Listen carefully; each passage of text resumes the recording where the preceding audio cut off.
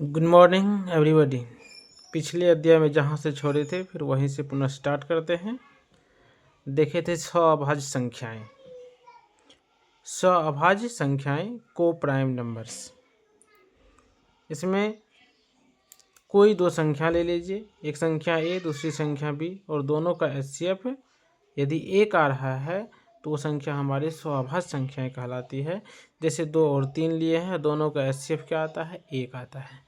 12 और 17 लिए हैं, दोनों का एचसीएफ क्या आता है? एक आता है। इसी प्रकार से ढेर सारी संख्याएं, कोई भी दो संख्याएं उठाइए, दोनों का एचसीएफ निकाल के देखिए, एक आ रहा है तो अभाज्य संख्याएं है। जुड़वा अभाज्य संख्या, जुड़वा अभाज्य संख्या या द्विअभाज्य संख्या, twine prime number. Twine prime number और अभाज्य संख्या में एक अंतर है। अंतर ये है, इसमें भी दो संख्याएं लिए हैं, दोनों का एचसीएफ एक है, लेकिन दोनों संख्याएं अभाज्य संख्या होना चाहिए। दोनों संख्याएं क्या होना चाहिए? अभाज्य संख्याएं होना चाहिए, और दोनों के बीच का अंतर 2 होनी चाहिए। जैसे एग्जाम्पल 3 और 5, दोनों का एचसीएफ 1 होगा, लेकिन दोनों संख्या अभाज्य संख्या है, दोनों के बीच का अंतर 2 है, तो ये हो गया हमारा जुड़वा अभाज्य संख्या। 5 और 7 दोनों अभाज्य है, दोनों के बीच का अंतर 2 है, दोनों का एचसीएफ 1 आता है, इसलिए ये जुड़वा अभाज्य संख्या है। इसी प्रकार से 11, 13 देखिए, दोनों अभाज्य संख्याएं हैं, दोनों के बीच का अंतर 2 है और दोनों का एचसीएफ 1 होता है, ये जुड़वा अभाज्य संख्या हुआ। इसी प्रकार से जो भी जुड़वा अभाज्य संख्याएं होंगे उसका यही शर्त है। तो इसमें कुछ याद करने वाली बात है, आप लोग याद कर लीजिए। 1 से 50 तक में 6 ट्वाइन प्राइम नंबर्स है, और 1 से लेके 100 तक में 8 प्राइम नंबर्स हैं, ट्वाइन प्राइम नंबर्स हैं, और 1 से लेके 200 तक में 15 ट्वाइन प्राइम नंबर्स है। तो आप लोग को एक टास्क दिया जाता है, अगर जानते हैं तो हमको बताइए कमेंट करके, 1 से लेकर के 300 तक के बीच कितने जुड़वा अभाज्य संख्याएं हैं। इसके बाद आ गया यूक्लिड विभाजन प्रमेयिका। यूक्लिड विभाजन प्रमेयिका क्या है? a बराबर BQ प्लस R है, जहाँ R जो है हमारा ये 0 के बराबर या उससे बड़ा होगा, लेकिन हमेशा B से छोटा होगा। जैसे देखिए, हम भागा देते हैं, B से भाग दिए A में, भागफल Q आया, शेषफल R आया, यही हुआ a बराबर BQ प्लस R, यानी भाज्य बराबर भाजक गुना भागफल जोड़ शेषफल। यूक्लिड विभाजन एल्गोरिथम सब निकालते क्या है? आपको क्वेश्चन अगर ऐसा पूछे तो याद रखिए, इसे हम एचसीएफ प्राप्त करते हैं। क्या प्राप्त करते हैं? एचसीएफ प्राप्त करते हैं। आपको परीक्षा में पूछा जाएगा, 2 नंबर का क्वेश्चन आएगा, कोई दो संख्या दिया हुआ रहेगा, कहेगा उसका एचसीएफ निकालिए यूक्लिड विभाजन एल्गोरिथम के माध्यम से। तो कैसे निकालेंगे? हम लोग निकालने के लिए ऐसे जानते हैं, अभी तक ये सीखे हुए हैं। अगर 135 और 225 का एचसीएफ निकालने बोलेंगे तो ऐसे निकाल लेंगे। अगर ऐसे आप निकालने जानते भी होंगे, तो आप केवल उसको स्टेप पे बैठा दीजिए। स्टेप फर्स्ट में क्या लिखे हैं आप देखिए, यहाँ पे 225 है, 225 को लिखे 135 गुना 1 जोड़ 90, देखो वही काम किए हैं। अब स्टेप 2 लिखेंगे, यहाँ तक का काम हो गया है। 135 हुआ, इसमें अब लगाना 135 में 90 से भाग दिए, एक मरतबे में हो गया, शेषफल 45 आया, वही चीज़ लिख लेंगे यहाँ पर। 135 में भाग लगा नहीं तो कितना हुआ? 90 गुना 1 जोड़ 45। अब स्टेप थर्ड देखिए, यहाँ तक क्लियर हो गया है। अब 90 में भाग लगाएंगे, 45 गुना 2 जोड़ 0, तो एचसीएफ लिखे हैं 45। क्यों लिखे हैं? यहाँ पे एक थ्योरी याद रखिए। यूक्लिड विभाजन एल्गोरिथम कहता है, जब हमें r बराबर 0 प्राप्त होता है तो हम आगे हल करना बंद कर देते हैं, और b का मान एचसीएफ होता है। b का मान क्या होता है? एचसीएफ होता है। यहाँ तक कोई दिक्कत नहीं। फिर से सुन लीजिए, जब यहाँ पर देख लीजिए, जब हमें r बराबर 0 प्राप्त होता है तो हम आगे हल करना बंद कर देते हैं, और b का मान एचसीएफ होता है, इसलिए एचसीएफ कितना हो गया? 45 हुआ। अब नीचे एक थ्योरम लिखे हैं। मान लीजिए x एक परिमेय संख्या है जिनका दशमलव प्रसार शांत है, तब हम x को p/q के रूप में व्यक्त कर सकते हैं जहां p और q सभाज्य है तथा q का अभाज्य गुणनखंड 2n गुना 5n के रूप का है। तो आप उसको ऐसे याद रख लीजिए, कोई भिन्न आपको है p/q है, कोई भिन्न क्या है p/q है, तो आपको q को देखना है, केवल किसको देखना है q को, और q का जो गुणनखंड होगा हमको वो 2n और 5m, यानी 2 और 5 का ही गुणनखंड होना चाहिए, या केवल 2 का होना चाहिए या केवल 5 का होना चाहिए। तो आपका ये क्या हो जाएगा, शांत दशमलव होगा। क्या हो जाएगा, शांत दशमलव। इस पर सवाल देखेंगे आगे। अगर इस रूप से कुछ अधिक आ गया तो अशांत दशमलव हो जाएगा। अब कुछ सवाल देखते हैं जो परीक्षा के दृष्टिकोण से इम्पोर्टेंट है, और इस चैप्टर से खास करके यही सवाल आपको पूछा जाएगा। सवाल है दो संख्याओं का गुणनफल। दो संख्याओं का गुणनफल, ये तो सूत्र है, देख लीजिए। दो संख्याओं का गुणनफल, एक संख्या a है दूसरी संख्या b है, तो एलसीएम गुना एचसीएफ होगा। दो संख्याओं का गुणनफल एलसीएम गुना एचसीएफ होगा। अगर आपको सूत्र पूछ दे इसमें से पहली संख्या बराबर क्या सूत्र होगा, पहली संख्या को ये माने हैं, लिख लीजिए पहली संख्या है क्या हमारा a, तो ये बराबर सूत्र हो जाएगा एलसीएम गुना एचसीएफ बटे दूसरी संख्या। कोई दिक्कत नहीं होना चाहिए दिक्कत। अब b बराबर दूसरी संख्या बराबर सूत्र हो जाएगा एलसीएम गुना एचसीएफ बटे पहली संख्या क्या है, ये है। एलसीएम बराबर क्या सूत्र हो जाएगा, एलसीएम बराबर पहली संख्या गुना दूसरी संख्या बटे एचसीएफ बराबर पहली संख्या गुना दूसरी संख्या बटे एलसीएम। क्लियर। अब नेक्स्ट सवाल है जो बताए अभी आपको, सब ये मस्ट वेरी इंपॉर्टेंट क्वेश्चंस हैं,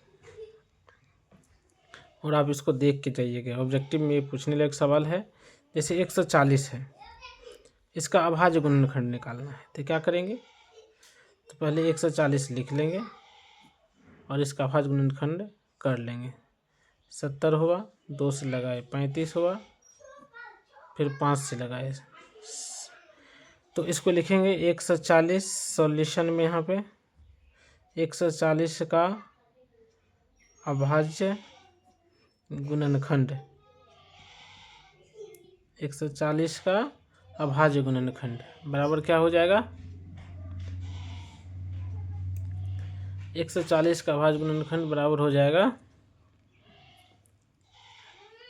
क्या क्या आया है देखिए, 2 गुना 5 गुना 7, इसी को लिखेंगे 2 के पावर 2 गुना 5 के पावर 1 गुना 7 के पावर 1, आंसर हो गया।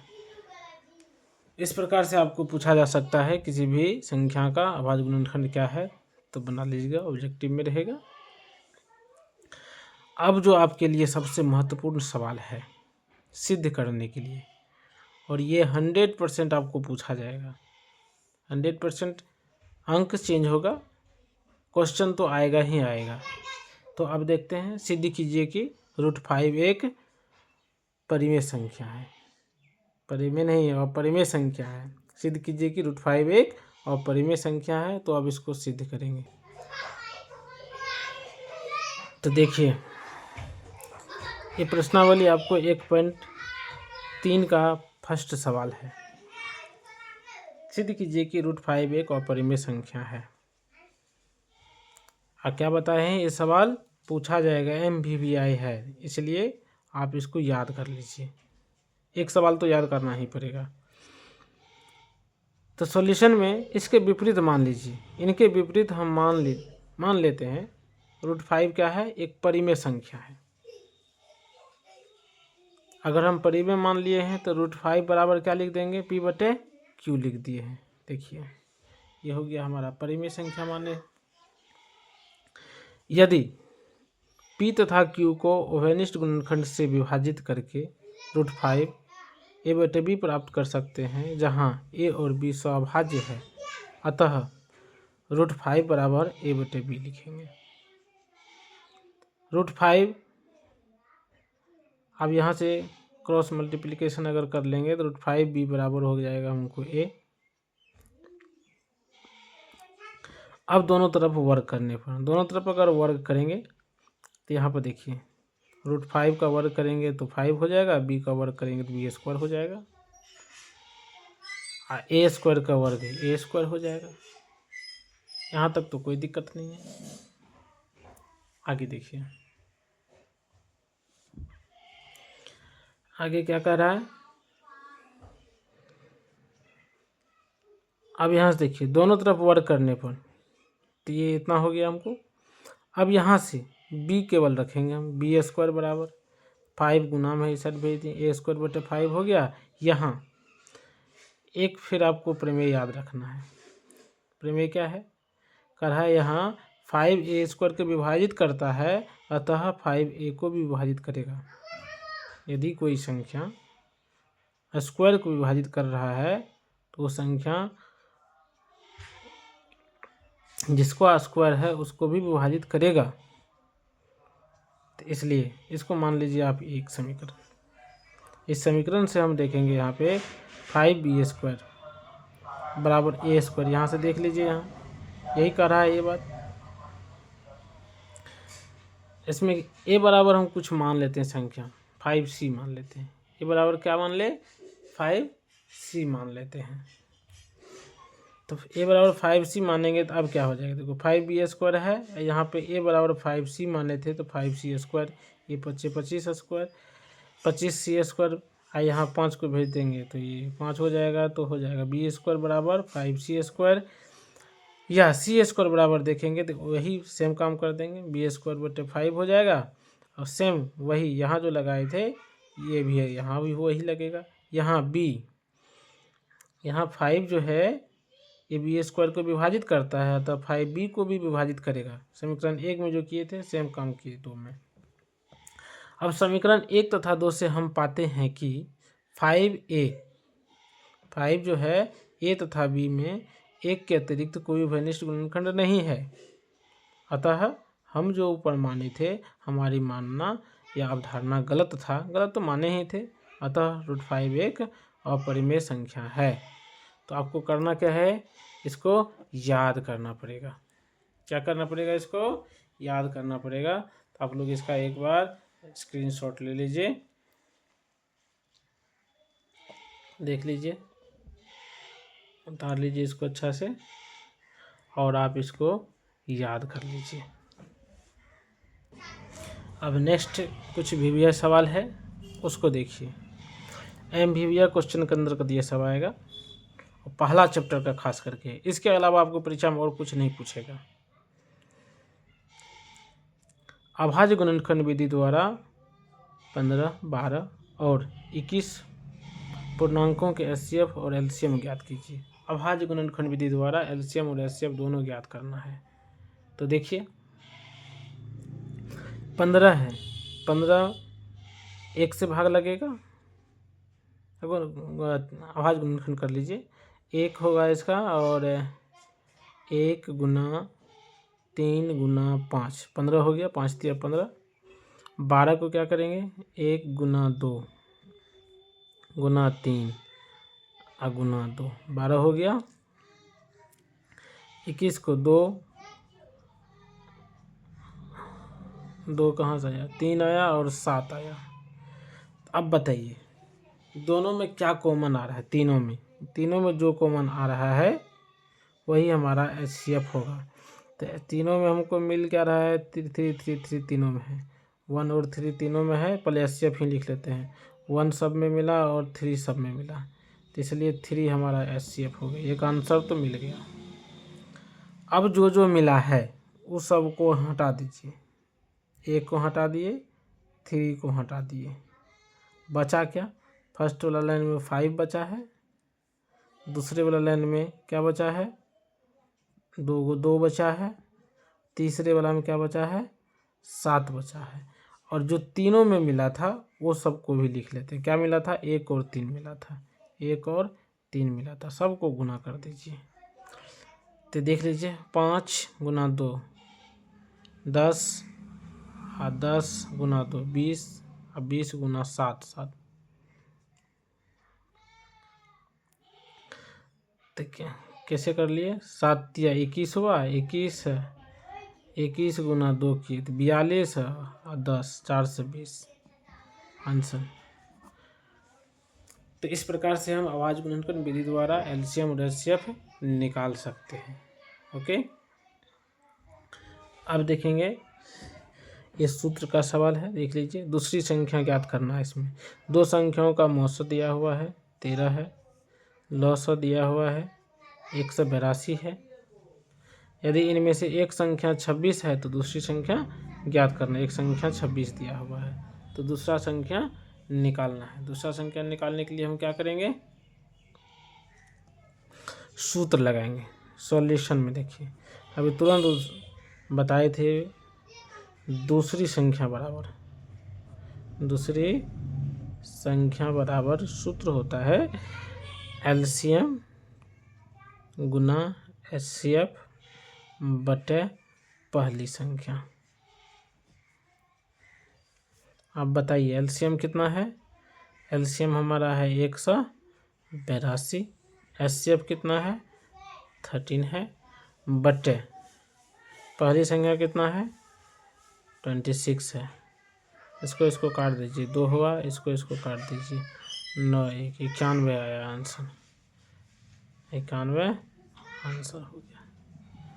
तो इस प्रकार से ऐसे सवाल भी अगर परीक्षा में आए तो आप लोग बना लीजिएगा। अब जो है रैंकिंग का सवाल है और ये एकदम महत्वपूर्ण सवाल है। आप लोग इसको बहुत सावधानी से देखिए, एकदम ट्रिक के साथ बनाएंगे, 1 नंबर का परीक्षा में ये आएगा। तो देखते हैं पहला जो सवाल है, एकदम सूत्र से बनाना है, ज़्यादा माथा इसमें पच्ची नहीं करना है, ध्यान दीजिए। रूट 0.6 पर रेकरिंग है, 0.6 पे रेकरिंग है। करना क्या है हमको, पॉइंट को भी हटा दिए हैं, रेकरिंग को भी हटा लिए हैं। केवल रेकरिंग के जितने संख्या पे रेकरिंग है उतना 9 लिखना है बट्टे में। तो एक संख्या पे रेकरिंग है, 1/9 लिखिए। अब काट दो, इसको काटेंगे, 3 3 दूना 6 3 तिया 9, 2/3 आया। क्या आया आंसर इसका, 2/3 आया। अब दूसरा सवाल देखिए, जितना संख्या है टोटल को लिख दीजिए। 16 है तो 16 लिखे। जितना पे रेकरिंग नहीं है तो कितना पे रेकरिंग नहीं है, 1 2 जोड़ लीजिएगा, ऐसे नहीं जोड़ना है। पॉइंट और रेकरिंग के बीच में जितना संख्या पे रेकरिंग नहीं है उसको घटा लेना है। पॉइंट से जितना संख्या है सबको घटाना पड़ता है, सबको घटा लेंगे तो ये 1 घटेगा, बटे जितना पे रेकरिंग है उतना 9 देंगे। पॉइंट और रेकरिंग के बीच में जितना अंक है उतना 0 लिखेंगे, बराबर हो गया 15/90, 15 छाके 90, 1/6 आंसर।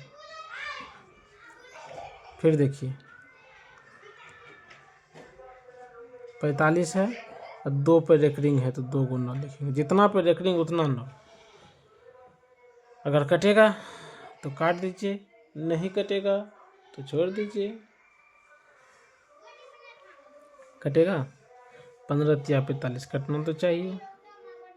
15 से काटो, 15 तिया 45, 33 तिया 99, और कटेगा, कट जाएगा। 3 5 15, 11 तिया 33, तो 5/11 आंसर हो गया। इसका देखिए 45 है तो लिखेंगे 45, घटा जितना पे रेकरिंग नहीं है उसको घटाएंगे। कितना पे रेकरिंग नहीं है, 4 पे रेकरिंग नहीं है। अब देखिए जितना पे रेकरिंग है उतना 9 लिखेंगे, पॉइंट और रेकरिंग के बीच में जितना संख्या है उतना 0 देंगे। तो कितना, 45 में से 4 गया, 41 बचा, बट्टे 90 हो गया, कटेगा भी नहीं, डायरेक्ट आंसर। देखिए यहाँ टोटल संख्या उतार लीजिए 2 3 4, जितना पे रेकरिंग नहीं है उतना को घटा लीजिए। 23 पे रेकरिंग नहीं है, घटा लिए। जितना पे रेकरिंग है उतना 9 लिखेंगे, जितना पे रेकरिंग नहीं है उतना 0 लिखना है, पॉइंट और रेकरिंग के बीच में। तो ये घट के कितना आ गया, ये घट के आ गया है 211 बटे 900। बस कटेगा भी नहीं, यही हमारा आंसर हो जाएगा। अब क्या बचा, एक सवाल और है, इसको भी देख लेते हैं। 24 लिखेंगे, 24 में से 2 को घटाएंगे जिस पे रेकरिंग नहीं है, बटे 1 9 देंगे, बराबर 22 बटे 9 हो जाएगा। यही हमारा आंसर हो जाएगा। बिना भाग दिए बताए कि निम्नलिखित परिमेय संख्या का दशमलव प्रसार शांत है या अशांत। इससे पहले हम इसका परिमेय बता चुके हैं। अब इस सवाल को देखेंगे। करना क्या है हमको, देखो पहले देखेंगे, अगर कट रहा है तो काट लेंगे, उसके बाद इसका शांत अशांत बताना है। तो 17 बटे कितना हो गया, 8 है, तो 8 को क्या लिखेंगे, 2 के पावर 3। केवल हमको हर को ही देखना है। अब 2 के पावर 3 है, इसका मतलब ये क्या हो गया, हमारा शांत हो गया। क्या हो गया, ये शांत है। कैसे पता चला शांत है, आप लोग को बताए थे, हर को देखना है। किसको देखना है, हर को देखना है। यदि हर 2 के पावर m गुना 5 के पावर n के रूप का हो तो वो शांत होगा, नहीं हो तो अशांत होगा। देखिए 2 के पावर मिल गया हमको, इसलिए हमको शांत हो गया। इसके बाद देखिए 13 बटे ये 7 के पावर 3 हो गया, अशांत हो गया। क्या हो गया, ये अशांत हो गया। क्यों अशांत हो गया, हमको तो 2 और 5 के पावर चाहिए, आ गया 7 के पावर, तो अशांत हो गया। इसमें देखिए 2 बटे 5 के स्क्वायर कर लेंगे, हमको तो ऊपर वाला देखना ही नहीं है, हर को देखेंगे। हर को देखने से हमको क्या पता चला, 5 का स्क्वायर है यानी शांत है। क्यों शांत है, क्योंकि इसके रूप का आ गया है। अब देखिए 17 बटे 24 है, क्या है, 17 बटे 24 है। 24 को कैसे लिखेंगे, अब यहाँ देख लीजिए, खंड कर देते हैं। 24 है, 24 को खंड करिए, 2 से करिए 12 हुआ, 2 से करिए 6 हुआ, 2 से करिए 3 हुआ, 2 4 6 8 या 24। यहाँ लिखेंगे 2 के पावर 3 गुना 3। अब बताइए 2 के पावर 3 है, 1 ही 3 आ गया है, हमको चाहिए 2 और 5 आ गया, 2 और 3, इसका मतलब ये अशांत हो गया। क्या हो गया, अशांत हो गया। हमको 2 और 5 ही चाहिए। Best of luck. जितना सवाल बताए हैं अभी तक में रियल नंबर में, बस आपको इतना ही पूछेगा, आप लोग इसी पे ध्यान दीजिए। बस आप लोग से एक रिक्वेस्ट है, इस वीडियो को और ज़्यादा लोगों तक शेयर करिए, लाइक करिए, सब्सक्राइब करिए, ताकि हमको भी मोटिवेशन मिले आगे पढ़ाने का। धन्यवाद।